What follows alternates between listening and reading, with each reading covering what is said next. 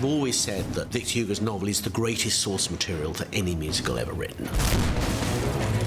It was back as far as 1978 that these were impulses into what became the musical Les Miserables. I had just produced a revival of the original production of Oliver, and Alain came to see it, and it was as the Artful Dodger was singing Consider Yourself that suddenly Gavroche popped into his head. I called Michel and I said, what do you think, Les Miserables, for our next musical? And he said, we start work tomorrow morning. And they brought to my office the concept album that Alain and Claude Michel had recorded in France, and I was so excited. Jackman told us, you don't realize what you have written. This may speak to the world. And what I really wanted to do was rebuild it in a way that I would do a normal musical. And I wanted them to be part of that process. He phoned me up one morning, January '85.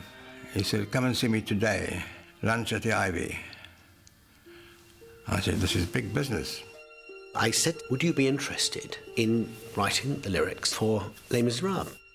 I went to work on March the 1st, '85. We went into rehearsal, I think, in August that year. And the first preview we opened, the show ran just under 4 hours. The following morning, the critics were terrible.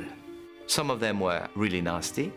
And the rest was horrendous. So I think, I'll just bring up the box office just to find out the worst, so I at least can be honest with everybody. It took me about half an hour to get through. And I said, well, what's happening? He said, we've never had so many calls. But the box office manager said there was a line stretching right around the block for about 100 yards. It was like a torrent that happened that day. And within a few days, that run was sold out.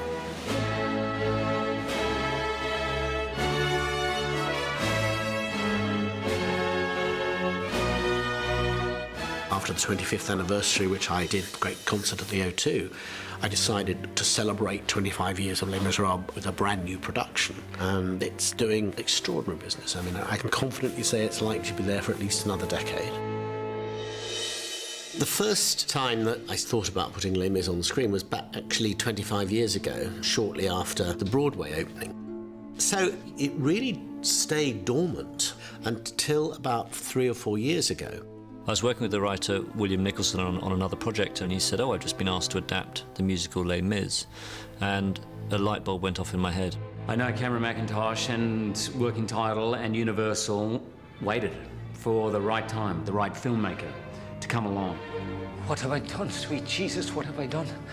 Become a thief in the night, become a dog on the run. From the very, very beginning, what excited me about doing Les Miserables was doing it live. Turn your heart into stone. There's something about what an actor does live on the day that whether you pre-record it or post-record it is never quite the same. This is all I have lived for.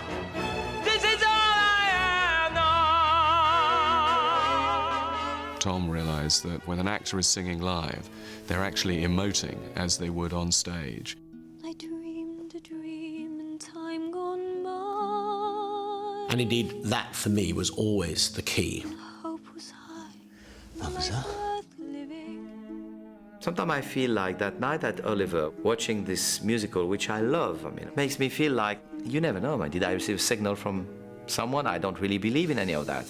One day more, another day, another destiny. We were just rehearsing the death of Jean Valjean with you, with Hathaway. I said, but my God, I'm a simple kid coming from Hungarian immigration, born in the west of France.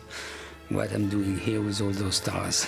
One day more to revolution. The family of Les Miserables are its greatest strength. And I think I've come to realise their strength even more through Tom Hooper's eyes.